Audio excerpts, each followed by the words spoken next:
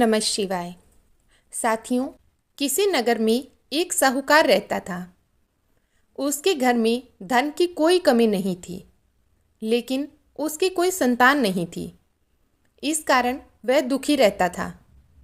पुत्र प्राप्ति के लिए वह प्रत्येक सोमवार को व्रत रखता था और पूरी श्रद्धा के साथ शिव मंदिर जाकर भगवान शिव और माता पार्वती की पूजा करता था। उसकी भक्ति देखकर एक दिन माता पार्वती प्रसन्न हो गई और भगवान शिव से उस साहूकार की मनोकामना पूर्ण करने का आग्रह किया। पार्वती जी की इच्छा सुनकर भगवान शिव ने कहा कि हे पार्वती, इस संसार में हर प्राणी को उसके कर्मों का फल मिलता है और जिसके भाग्य में जो लिखा होता है उसे भोगना ही पड़ता है।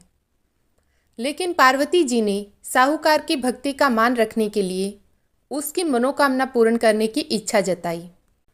माता पार्वती के आग्रह पर शिवजी ने साहूकार को पुत्र प्राप्ति का वरदान तो दिया, लेकिन साथ ही यह भी कहा कि उसके बालक की आयु केवल 12 वर्ष होगी।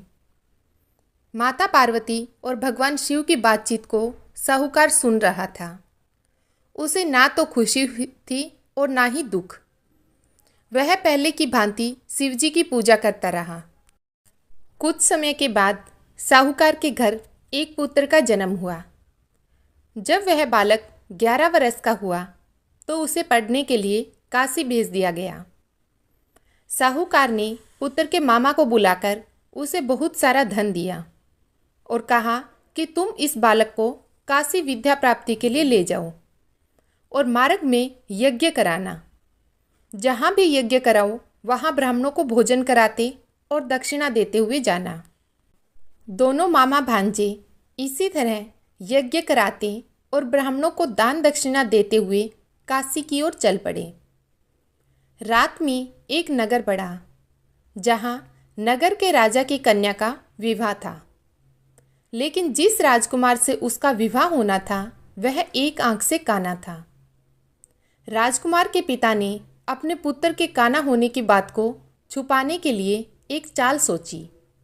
साहूकार के पुत्र को देखकर उसके मन में एक विचार आया। उसने सोचा, क्यों न इस लड़के को दूल्हा बनाकर राजकुमारी से विवाह करा दूं। विवाह के बाद इसको धन देकर विदा कर दूंगा और राजकुमारी को अपने नगर ले जाऊंगा। लड़के को दूल्हे के वस्त्र पहनाकर राजकुमारी से विवाह करा दिया गया। लेकिन साहूकार का पुत्र ईमानदार था। उसे यह बात न्याय संगत नहीं लगी। उसने अवसर पाकर राजकुमारी की चुन्नी के पल्ले पर लिखा कि तुम्हारा विवाह तो मेरे साथ हुआ है, लेकिन जिस राजकुमार के संग तुम्हें भेजा जाएगा वह एक आंख से काना है। मैं तो काशी पढ़ने के लिए जा रहा हूँ। जब राजकुमारी ने चुन्नी पर लिखी बातें पढ़ी तो उसने अपने माता पिता को यह बात बताई। राजा ने अपनी पुत्री को विदा नहीं किया, जिससे बारात वापस चली गई। दूसरी ओर साहूकार का लड़का और उसका मामा काशी पहुंच गए और वहां जाकर उन्होंने यज्ञ किया। जिस दिन लड़के की आयु 12 साल की हुई उसी दिन यज्ञ रखा गया। लड़के ने अपने मामा से कहा कि मेरी तबीयत कुछ ठीक नहीं है। मामा ने कहा कि तुम अंदर जाकर सो जाओ। शिवजी के वरदानानुसार कुछ ही देर में उस बालक के प्राण निकल गए। मृत भांजे को देखकर उसके मामा ने विलाप शुरू किया। संयोगवश उसी समय शिवजी और माता पार्वती उधर से जा रहे थे। पार्वती ने भगवान से कहा, स्वामी, मुझे इसके रोने के स्वर सहन नहीं हो रहे। आप इस व्यक्ति के कष्ट को अवश्य दूर करें। जब शिवजी मृत बालक के समीप गए तो वे बोले कि वह उसी साहूकार का पुत्र है जिसे मैंने 12 वर्ष की आयु का वरदान दिया था। अब इसकी आयु पूरी हो चुकी है। लेकिन मातृभाव से विभोर माता पार्वती ने कहा कि हे महादेव, आप इस बालक को और आयु देने की कृपा करें, अन्यथा इसके वियोग में इसके माता पिता भी तड़फ तड़फ कर मर जाएंगे। माता पार्वती के आग्रह पर भगवान शिव ने उस लड़के को जीवित होने का वरदान दिया। शिवजी की कृपा से वह लड़का जीवित हो गया। शिक्षा समाप्त करके लड़का मामा के साथ अपने नगर की ओर चल दिया। दोनों चलते हुए उसी नगर में पहुँचे जहाँ उसका विवाह हुआ था। उस नगर में भी उन्होंने यज्ञ का आयोजन किया।